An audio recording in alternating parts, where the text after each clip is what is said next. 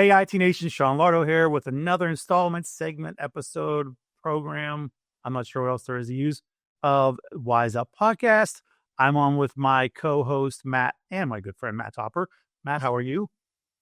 I'm doing pretty well. How about you? Drinking tea. Yeah, I got my same here. It's nasty out here in we'll get into the upstate New York debate again, but it's just kind of gross out here, so did not go to Dunkin' today. Well, so you improved your day, quality of day. Good. Funny thing, I ended up with strep throat this week. Oh man. I don't know. Strep throat I thought was like a kid thing because I only got strep throat since I was like a child. Yeah, it rips through schools. How did you get it? I'm lucky. Well, keep drinking tea. Doesn't sound like a very fun day. No, it's been rough, but here I am still producing and doing things I got to do, just charging full speed ahead as always. But anyway, for those of people that have never watched this podcast, which would be crazy at this point with our tens of viewers, Matt, would you please explain what this Wise Up podcast is all about? Yeah, in case for some reason this is the first episode of the Wise Up podcast you're watching, what we try to do is talk to people that you might run into, you might see on stage, or maybe they aren't big in the industry, and give them a platform to talk about things that can impact you day to day. In a lot of cases, it's someone who you wouldn't necessarily run into at an event or at a conference, or somebody you might not have heard of. Today, that doesn't really apply. You probably know our guest already. But you're trying to get things that you can use and take away that aren't just about their business, but ways that things that you can take back to your business today, right? And about life too, not just about how to deliver service and do MSP or vendor work. Absolutely. Yeah. Today's guest, you know what? I would say he's an exception and somewhat because most people know who he is in our industry. But I would say I wonder how many people he actually has a chance to talk to personally that aren't his direct colleagues or employees or clients, you know? That's true. You've probably seen him on stage. You probably have not had a conversation. Absolutely. So this show is not about you and I, so let's bring him on, I guess, since he's way more interesting than we are. So what's the words I'm looking for? Up the stage next. Without further, I think you were trying to say some version of like without further ado, without saying that because it's kind of cliche. But yeah. Without further ado, let's bring on our guest, Danny Jenkins. Yes, that's what I want. What's up, Danny? How's it going, Matt? Doing well, man. How are you doing over there? Actually, first, where are you located, Danny? I am located in Orlando, Florida, where it is freezing cold today. It's got to be 50 degrees here. Oh, sounds rough to us in the Northeast. Yeah. Wait. Oh, Danny, are you okay? I mean, it snowed 3 times a day here. I nearly put a jacket on. Oh man, suffering. I mean, although it looks like the sky's blowing up, but apparently it's going to get down to 30s this week. But this is Orlando. I wasn't aware that there was blue sky in the middle of January. Yeah, not for us. It's not for us, Matt. See how confused Danny is because he's not sure what you're saying. Yeah, no, it's just gray in Northeast. Yeah, I grew up in the UK and I lived in Ireland for 10 years. And I remember like 365 days of no sun. But now we see it most days. Well, you know, what I've come to find out is and realize I would think it was like really light out here, even though it was gray, but that's because a little bit of sun would reflect off the snow. So it creates that, that nice effect of just bouncing sunlight. But really, it's not sunny at all. It's just still gray. It's funny. It's bright. You need sunglasses, even though there's no sun out. We'll cry about our weather all day, Danny. Anyway, all right. So for those that don't know you, which would be weird if people don't know you because you've done a really good job of getting yourself out there. Can you give us who you are, a little bit of background on you? Yeah, so I'm Danny Jenkins. I'm CEO and co-founder of ThreatLocker. I'm a nerd, and that's it. And I hope I've met a lot of people on this podcast. I do try and spend a lot of time on the floor at the trade shows, get lots of viruses and sick all the time. But it's I think ThreatLocker did 1,000 trade shows, over 1,000 trade shows last year, and I went to like 100 of them. Wow. Wait, so that takes me to a real quick question then. How do you go to 100 trade shows, still run your business? Because people, would find that to be very challenging. It is, and I'll go 5 in 1 week, and then I'll be in the office for 3 weeks, no, or I'll be in the office for 2 weeks, and I do a lot of travel, but I spend as much time as I can at the office. But when I'm somewhere, we commit. So what we'll do is say that there's a trade show up in Seattle. We'll say, okay, I'm going in, I'm doing a keynote, I'll go to the booth, and then why don't we book another event in the evening? So we'll book our own event in the evening in Seattle. We call them Control Alt the Lights, and then sometimes we'll get 150 people show up, and then I'll spend until 11 p.m. doing that, and then get up in the morning and do another trade show. So we always try and get as much as close together as possible. But it's and then I get back here, and at the moment it's quiet season, which is nice because we're writing new product. That's impressive. Like, are you spending time between shows just on your phone all the time, or taking meetings in the hallway and stuff like that, or are you able to actually get work done? I actually do less work now than I used to, but I get involved in a lot. So like we're launching this new product in 2 months, and I'm there all day. There's 30 developers working on it, and the special project teams, everything. We're constantly, how's this working? Let's change it like this. Let's test this. So I don't write as much code as I used to. Although I'm enjoying doing some of it right now. So when I'm traveling, I try and actually spend the time meeting customers. So I'll just back meetings with customers, as many as possible in that city. Because I want to get in front of our customers, because I get lots of feedback, and then I get to go and complain about what's wrong with our product. Every time I meet a customer, they say, hey, this takes me 15 minutes to do. And I'm like, let me go fix that. It'll be done by Monday. I'm always curious about this from founders. How much of your code do you think is in the product at this point? So depends on the part. So we have like 5 different components in, say, Windows. The portal, none. Because if you saw my original portal, it was very much an engineer's portal, written in a lovely shade of gray. I just don't understand, with very, very refined exits. So when we got some real UI developers who make things look pretty and reactive and fancy, that was completely rewritten. From the service in Windows, I would say 50% of it is all my code still. I know it's still inside out when it comes to the main service in Windows. Mac, none. I'm known not to touch anything on the Mac. But essentially the Mac is a clone version of Windows, where someone just went and read what we did and wrote it in special people language.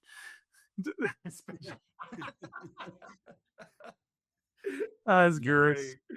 So what I'm hearing is you've learned what your limitations are to what you should be involved in, and elsewhere where to maybe put your nose into things.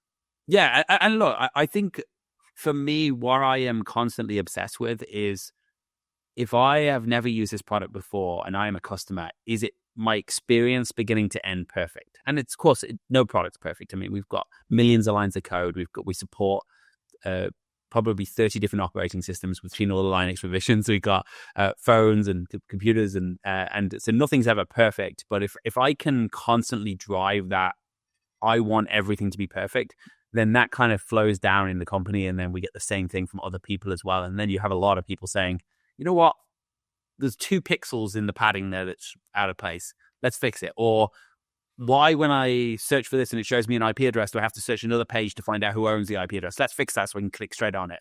And that kind of thing is just, if you can constantly reinforce, it's not good enough, it's not good enough, it's not good enough. Let's make it better. I think the product gets better and better with every revision. Was it a difficult thing to transition into, saying things like, hey, I'm not a UX guy, let me bring in someone who knows how to do this? Like, was it weird to start being hands-off as things grew and mature and give parts away to other people? So I don't think I had a choice. So I think we have 650 or 600. I don't know. We had a hiring day yesterday. There were 600 people there. I don't know how many people we hired. But 650 employees. So I don't think I had a choice. So I remember when I started. So there's me, Sammy, and John, and one guy who's a driver developer, part time, and we get to the point. I'm doing 16 demos a day with customers. And then I'm getting off the demos and I'm making fixes to the product. And then the next day I do 16, and I just need someone else. So I hired my brother, and I said, I need you to be an all-round engineer to help me with the bugs in the code, but also do 16 half my demos in a day. So you have to do 8 demos in a day. Well, within 2 weeks, he was doing 16 demos. I was doing 16 demos. and then we had a solution engineer, and I was like, okay, we can ease off some of the demos. We got a solution engineer, and he was suddenly filled his calendar with demos. And then we had another, and he filled his calendar with demos. And then I don't think I ever got time to breathe. It never really stops. So I think what happens is you start trying to build processes so things can get to you. Because the original employees were willing to walk up to my office and say, this is shit, but let's just fix it. I don't like it. And whether it's a salesperson or an engineer or a support person, but the ones who've been here a long time, I spend 90% of my time on the floor in the office. Like the only time I'm in my office is doing podcasts, which is why when I got to my desk, nothing was working and I was ready to explode. But it's, you just, they're a little bit more nervous, some of the new ones. So we always try and set up I'll do last night, every Wednesday night we do town hall internally. So the 7 to 9 p.m., any staff can come on and ask me any questions, show me things in the product that's difficult. And there's always a line of people waiting to tell me something. And then we'll go off and say, well, we're going to fix it like this, like this, like this. It sounds like you give a good third-party objective help to your company and product now. That's how it sounds so far. Like you're almost like two husband and wife arguing, you're the friend that gives advice that's really good advice to help them solve their problem. That's how. I don't know my friend. So, I don't know. There's one of the things that when you're working at ThreatLocker, it really is one of the hardest jobs you'll ever have. And I think we say that to every interview person we interview. No, it's one of the most rewarding jobs you'll ever have too. I mean, we're doubling in size every year. So I think my job as a CEO is to move as many obstacles out of the way of everyone else as possible. And so if you're a salesperson and you can't close the deal because there's a bug that hasn't been fixed or because something's not working or the customer doesn't know how to do it and you can't get an answer, then my job is to figure out how do I fix that for you. If you're a developer and you're waiting on database changes and it's not getting done, then my job is to figure out how we move that obstacle out of the way. And I think that's every manager's job in the company. How do I move obstacles out of the way for one follow-up question to that then, though, because I agree with that. But you find in some cases where there's no real streamlined process for that, and then you end up being in the wrong places too often and disrupting everybody else's workload, right? You do it with good intent, but how do you determine okay, I can't close a deal, Danny, because of this whatever? How do you determine how do you prioritize that and not disrupt the rest? And that's just one thing. If someone says, and look, you have leads. If someone says, hey, we've got this issue is causing a problem, we close the deal. Now, quite often, I'll come up with a faster and easier way to do it. So someone will say, that's 2 weeks worth of development. It's like, no, it's not. We'll just do this. And they're, and because someone looks at it the wrong way. And I'll try and make it easier. But also what I'll do is say, well, what are we doing? Tell me what we're working on right now that's so important. And if it's more important than this, it's more important than this. If you're closing $200,000 endpoint deal, and you're telling me my $30,000 customer has to wait for a week, I'll go, okay, we'll wait for a week, or I'll just do it myself. But I think it actually helps the processes though, because it makes people realize that, hey, there's no reason for this not to get done, and that we should have just done it in the first place. So if you show your face enough and ask the right questions, I mean, it's not about being an asshole to people. It's like literally what's stopping this get done. And quite often you'll hear one story from one person, well, this isn't working, but then you'll hear something else when you get to it, say, well, we've been waiting for the customer to get on a call for 3 weeks. So it's like, well, let's get the customer on a call then. So, but you get so much communication. We have lots of processes and tickets in here. I always say tickets are places where things go to die. On the scaling or acting, I remember I saw it, maybe it was a presentation, maybe a video. You said something like act like a big company from the very first day. What does that mean when you're like, what does that mean for a 10-person company to act like a big company? What are they doing that fulfills that? Okay, so I don't think it's necessarily act like a big company, but more, I can't remember what I don't know exactly what I said, but probably more plan to where you want to be.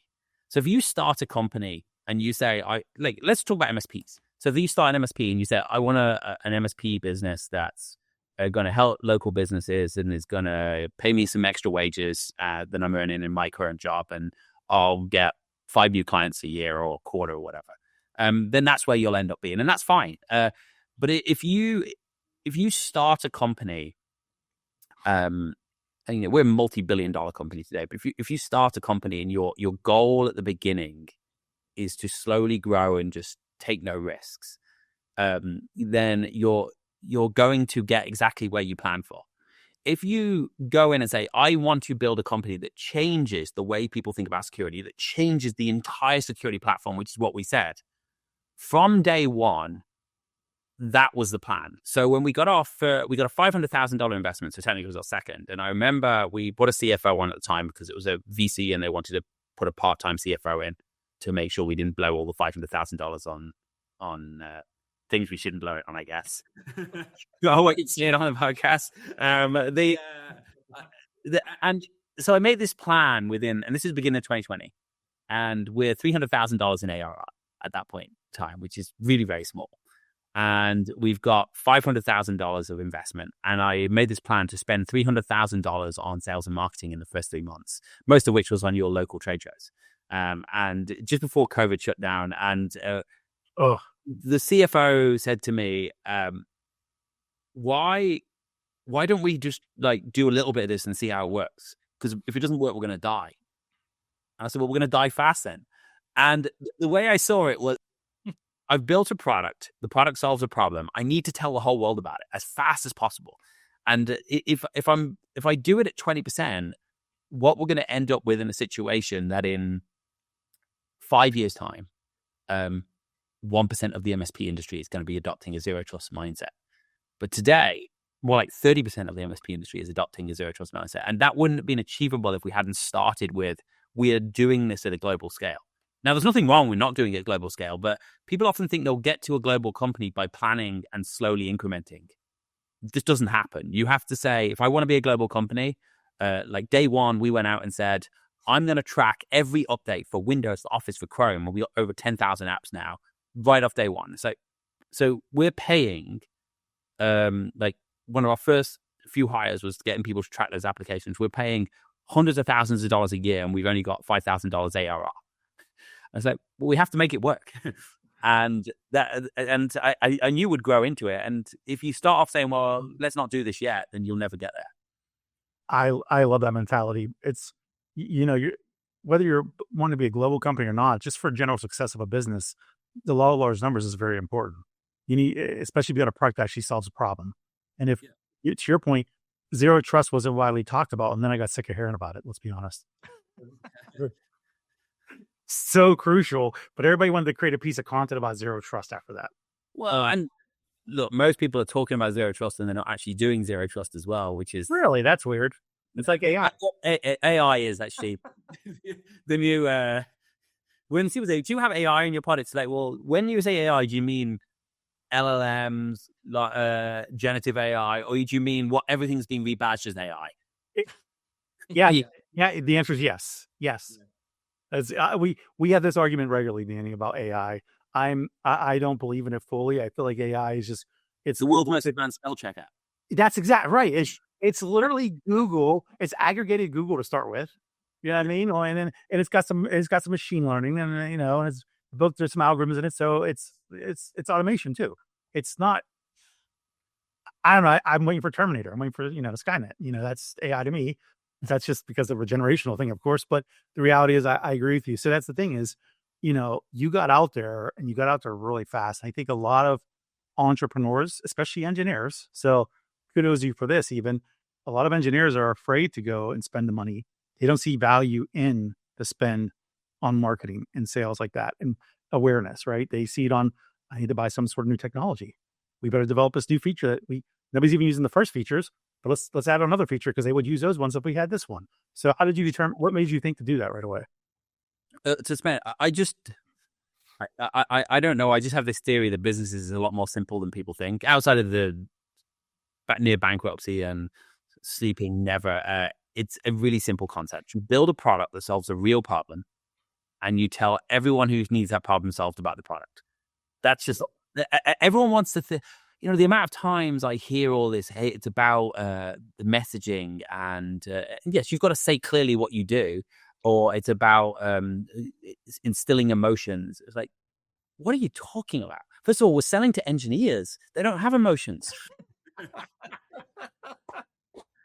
You're not wrong. So it's like, just tell people what we do with the biggest, boldest, loudest way you can. And that's the goal. As many people need to know what we do as possible. And I remember that in 2020, I think we did 3 in a week of those trade shows. That was 3 a week trade shows back then, easier weeks back then. And I went between 3 different cities with ConnectWise. And I think it was finished I remember coming out of John Wayne Airport just as COVID was shut down. There was like 5 people at the IT Nation share event. Yeah, sounds about right. But Do you think if you find yourself focusing on things like messaging and all of that constantly, that maybe it's a sign your core product isn't right to begin with? Yeah, I mean, look, I think I actually sent a video to someone in our marketing department the other day, our CMO, and said, hey, we've got it was a guy on Facebook, and he's like, well, what do you do? It's like, well, with generative AI, and no, he didn't say that. It was like using AI to solve problems and join together synergies and all of this, and it went on and I said, well, what do you do? And he wouldn't say. I think, yeah, if you're constantly trying to say words that don't mean anything, that your product just doesn't do enough. And there's a lot of that in the MSP space, because there's a lot of friends and relationships that get built at these trade shows. But you've ultimately should just be able to say, what does your product do? The first thing we should say is, we stop untrusted software. Simple. Like, not we're a zero trust endpoint AI discal system. We stop untrusted software. How do we do that? You deploy an agent, you learn what's on your machine, we track the updates so the updates won't get blocked, and then you lock down after a learning period. Like, you don't have to say AI or zero trust or enhanced compliance or any buzzwords. Just say exactly what you do. You know, so I run the pitch competition for IT Nation, right? Where it's a bunch of startup vendors. And we help them focus on messaging because they do exactly what you said, is they struggle with the overusage of words, especially buzzwords, instead of just getting to the point. When they present, I say, start with what problem are you solving for? It makes it a little bit easier. And tell your story why you built this. Because typically, if you tell a story why you built it, you usually you don't mince words then. You typically say, like you said, I can't find out where this noise is, and it's in my office, so I just tore everything apart. So, the next thing I did was I hired somebody that knew how to work, my stuff for me. That's the solution, right? That's the end. You don't do anything more than that. So, like, I think it's important. That's a great message. So I'm probably going to call you later, Danny, to bring you on as a cameo coach for pitch. Sorry. Oh, I want you to tell people that, because they don't listen to me. Danny, I spent so much time buying stuff. I can't tell you how many product websites I looked at and said, I have no idea what this does. After reading the site, talking to the person, like, just, you guys are straightforward. You say what you do, and not a lot of vendors are like that. So we have an all-hands staff call every month. And on that all-hands staff call, we pick 2 people. So we have a store in our office where you can buy ThreatLocker swag. It's like cyberhero jackets and bottles and Yetis and backpacks and whatever you can think of. And every month we on the staff call, we pick 2 people, random people. Could be sales, could be marketing, could be the apps team, could be developer.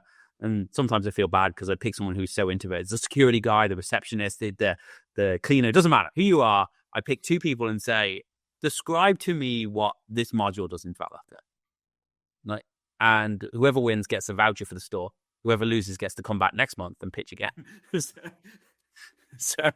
And it's like, just tell me. It doesn't have to be a fancy sales pitch. Just tell me what we do. If you don't know what we do, why are you even here? That's amazing. I love that. I think I will say one thing that I'm impressed with. I watch you. I told you after IT Nation Connect Global, I like watching you on stage in general. And I think this is important for especially the MSPs and the software engineer people that start companies.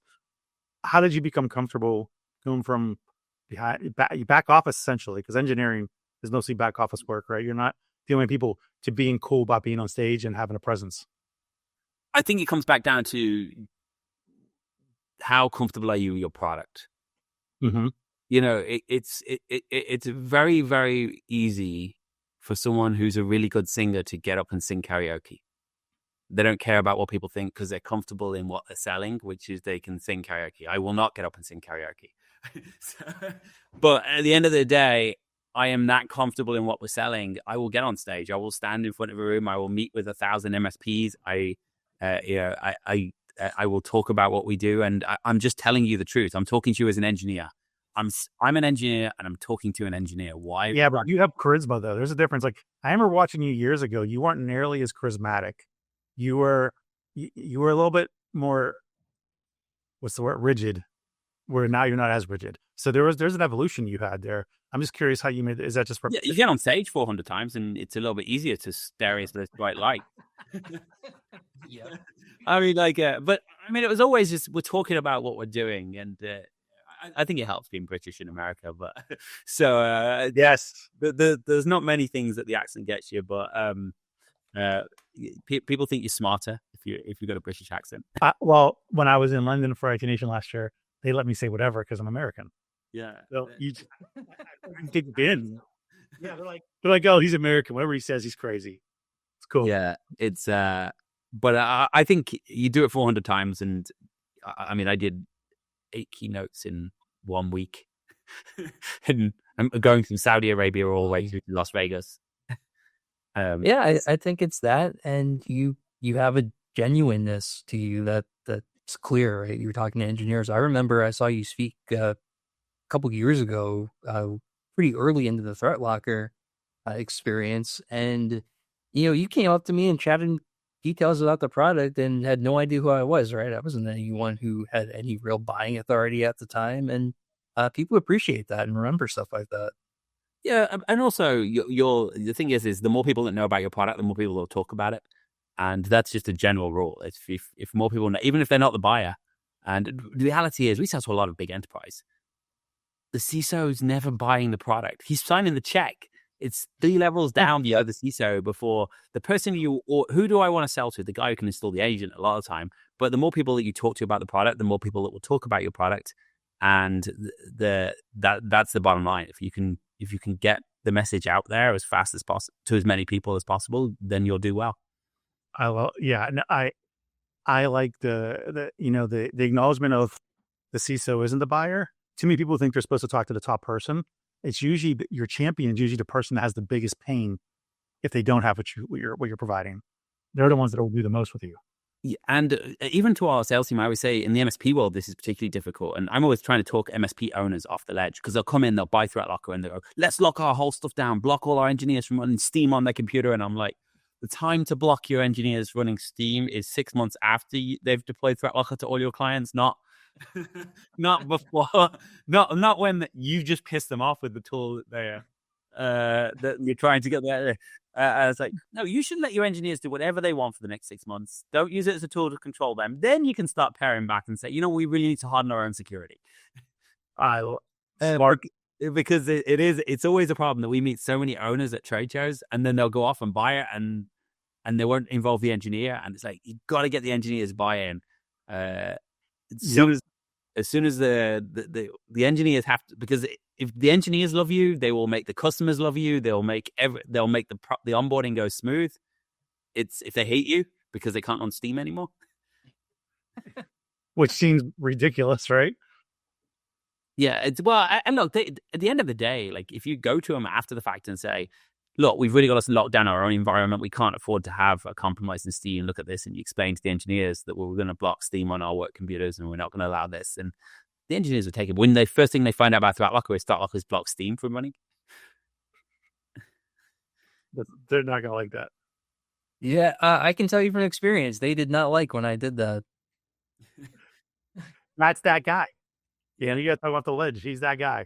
Yeah, I was the iron-fisted sysadmin guy at that org. How do you so talking about like adoption and coming up? How do you tell people or tell engineers who have heard things like, man, this is a really complex product. It takes a lot of setup and effort to really get right. And I know you can do that, right? Like I spent 6 months making our internal ThreatLocker policy, but you don't have to do that, right? Like, how do you get started off the ground and get over the thought that it's a huge amount of work to go from zero? So here's the thing. ThreatLocker can be really, really easy to deploy, and it can get really, really complicated. You can get into the weeds really, really difficult. We have another problem in that we have really upset a lot of detection and response companies, really upset them. So we have half of the cybersecurity market peddling a narrative against us that is completely not true. And they'll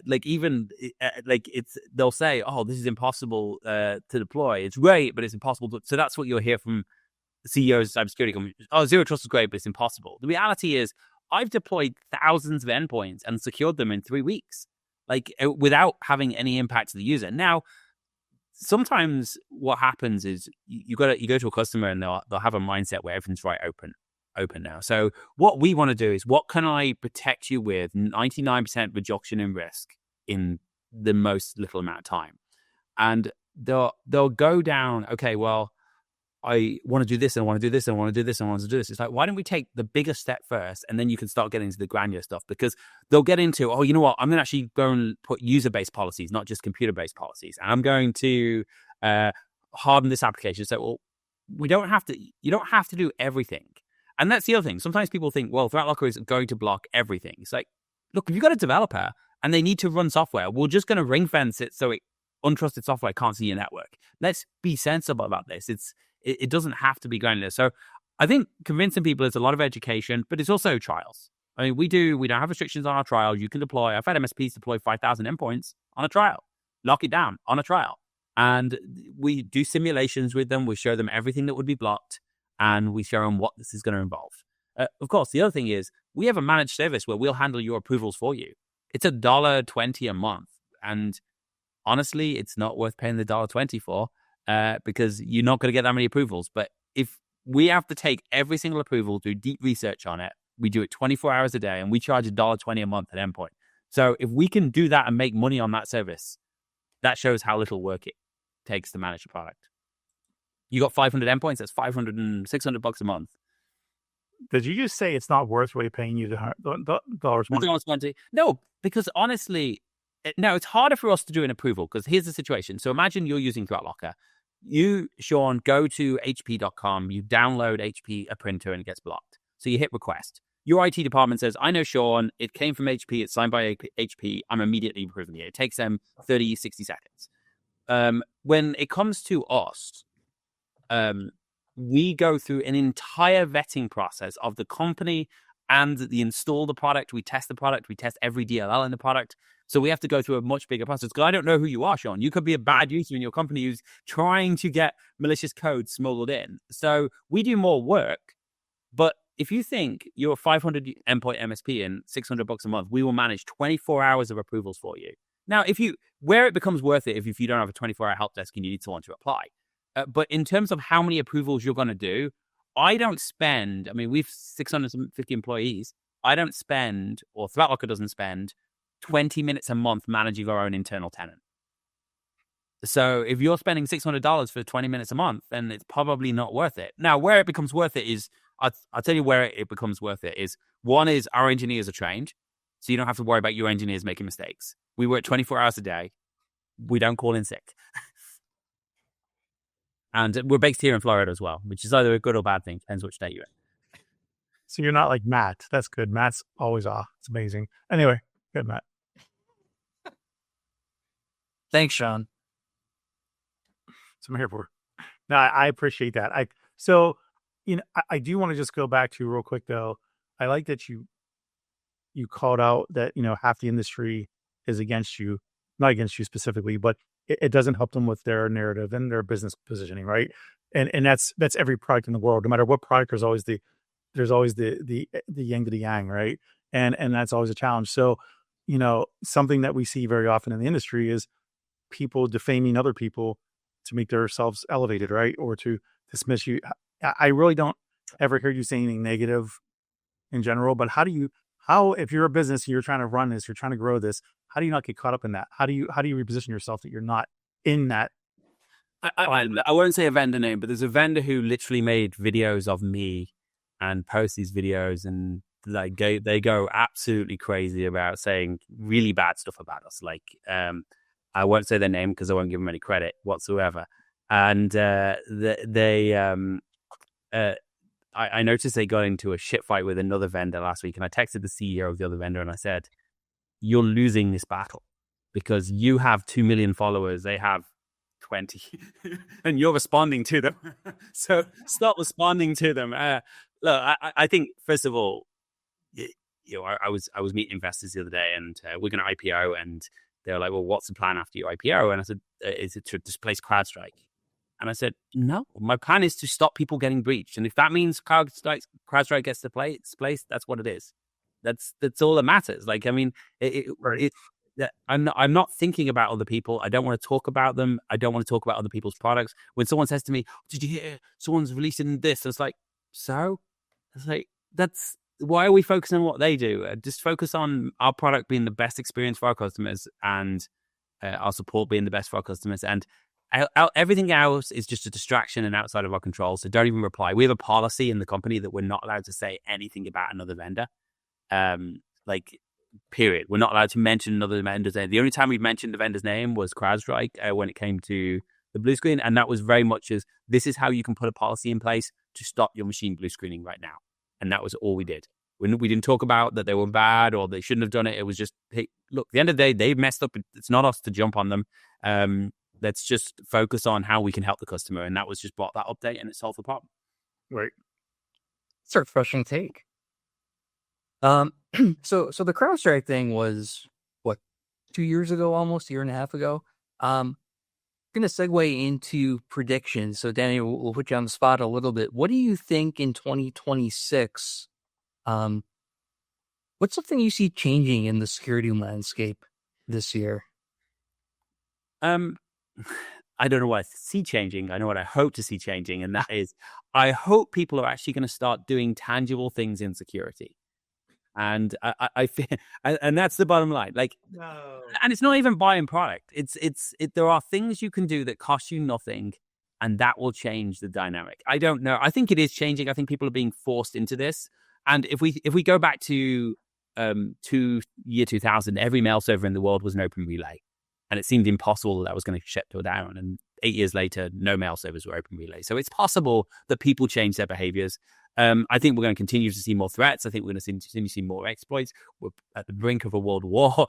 God knows what's going to happen in the cyber world there. So we need to be very prepared for that. I think we're definitely going to see more backdoors in products, but I think that I hope I see the world go to more let's do tangible things that are going to produce tangible results, and stop buying diet pills, hoping that. And I know there's some diet pills that are working now, but. Yeah, but you look at the side effects, and that's the problem, right? Yeah. But stop buying hope. That's what I hope to see. If people can literally do port scans of their firewalls and shut down ports, it costs nothing. Block outbound traffic on their server. If people do that, they don't even cost things, as opposed to adding another sugar pill onto the problem. And that I mean, we've gone through 20 years of revisions of people trying to find every bad guy in the world and still can't do it. I mean, we're still getting ransomware all the time. Like, we can't do it. So your hope is that we finally start getting to secure architecture from the beginning versus what do I buy to make me secure? Yes. That's our hope. And that, whether it's using ThreatLocker tools or whether it's just actually locking down systems based on the operating system settings, or shutting ports on firewalls. If we do that, the only reason a detection and response tool exists, and we have an EDR, but the only reason it exists is when you make a mistake in your configuration.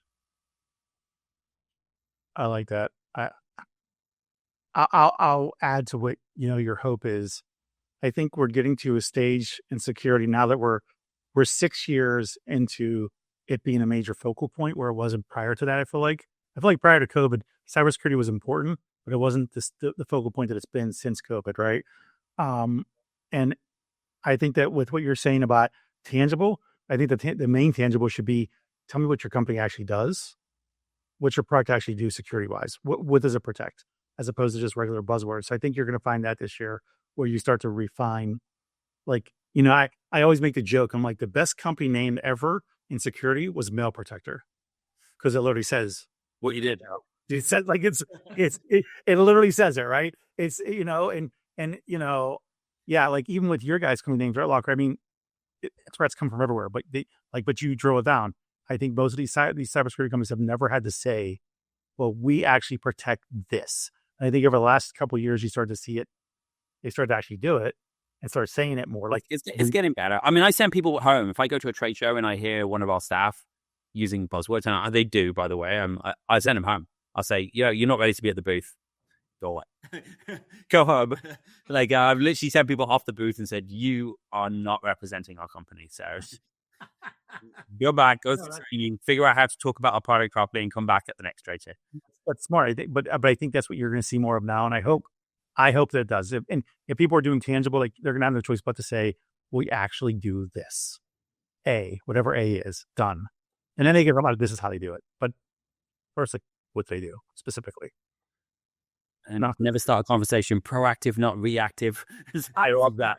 So just everything's proactive, not reactive. Just start with what you do. Yep. What do you think, Matt? You're more cybersecurity than I am. What do I think cybersecurity in 2026? I think that regulatory obligations are starting to force organizations' hands. I'm maybe a little more pessimistic than you, Danny. I don't know that we're going to start seeing the lack of show me the magic bullet. I feel like that's still what everyone's looking for. But I do think with AI and LLMs that what we started seeing is, for some reason, this is what made everyone start thinking about where their data is. I always say in interviews, like, just imagine how many API keys are sitting around in like JSON formatters across the web. And all of a sudden, like, now we're taking that kind of stuff seriously. I think there's going to be a big focus on data loss prevention this year and kind of getting your house in order as far as who has access to what and where things are. The problem is it's so hard, and that's no one wants to take on the job, and they just need to start doing something. I'll finish on the compliance side there. I remember seeing a slide once, and it was a guy naked on a motorcycle with a helmet on, and it said, "This guy's compliant." Yep. That's part of the problem with the compliance. And somebody asked me in our onboarding yesterday, is our goal to use compliance to make people thingy? I was like, no, our goal is to protect people first, and if it happens to align to compliance, then great for them. So, to be clear, Danny, in PA, in Pennsylvania, you don't even need a helmet. So, neither in Florida, but. So that actually totally adds to that's the subjectiveness of what compliance really is, right? Yeah, someone's just making a rule up that solves a problem. It doesn't solve the problem. Is typically compliance gets imposed after a high profile incident that would have been solved by that exact thing. And so as opposed to let's go and look at how to build a secure network, compliance gets solved by, hey, there was a hack that did this, we should do this. And also, if anyone's, and we just went through our FedRAMP audit last year, it was miserable. But there's the wording, it doesn't say anything. It's like a bad salesperson at a booth. It's like you read the control, and it's CIS is pretty good, but NIST is just like, what does that even mean? Can we get the English version? Oh, I know. I love that. All right, so we gotta get ready to close this out. So typically we do the prediction now because it usually leads to a really good conversation of some sort, which we had one on that. The only other thing is, and you've given a lot of good advice. I feel like, I hope people are paying attention because my Lord, is there any parting words you would say to any of these people who are going to watch us entrepreneur wise? Entrepreneur wise, look, I think entrepreneur wise, if you want to build a successful business, and you want to make a lot of money doing it, you should reverse logical thinking and say, I'm going to put 100% of my focus on building the customer's experience, the customer best, whatever. And it doesn't matter if you lose money on it. Whatever you lose money on there, you will multiply by 5 later on. And that's what I would say. Like, whether you're an MSP, like the biggest cost of your business is sales and marketing. So if you can look after your customers, they will talk about you. And it's the best thing you can do to grow. 4 out of 5 of our customers come from referral. Wow. Wow. Well, Danny, we're about out of time, so thank you very much for coming on. I think you've given a lot of insight both on the engineering and business side, and hopefully some inspiration for people who are starting down their entrepreneurial journey, especially engineers going down this journey that that they can use to be successful. Sean, thank you for hosting and coming on, and hope you feel better. I'm good. Drinking tea. There you go. Well, until next time, thanks everyone for tuning into IT Nation Wise Up. Thank you, Matt. Thank you, Sean. Welcome, Bay. Thank you. See y'all.